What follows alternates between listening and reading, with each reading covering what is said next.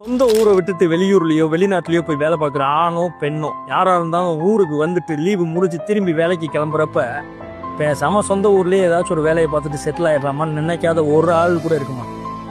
ஊருக்கு கிளம்புறப்ப அவங்க அம்மா அப்பா அண்ணன் தம்பி புருஷன் பொண்டாட்டின்னு யாராச்சும் ஒரு ஆளு நீ போக வேணாம்ப்பா இங்கேயே இருந்துரு நம்ம கிடைக்கிறத வச்சு சந்தோஷமா இருப்போம் அப்படின்னு சொல்ல மாட்டாங்களான்னு ஏங்குவாங்க.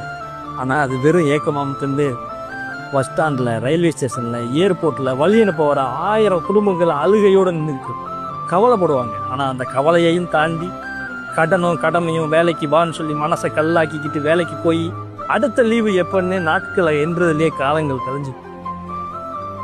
இனிமேலாச்சு யாராச்சும் உனக்கு தெரிஞ்சவங்க வெளியூர்லேயோ வெளிநாட்டுலேயோ வேலை பார்த்தாங்க அப்படின்னா உனக்கு என்னப்பா ஜாலியாக இருக்கேன்னு சொல்லாமல் நீ சந்தோஷமா இருக்கியான்னு கேட்டு அப்போ தெரியும் அவங்க காவப்பட்ட ஜென்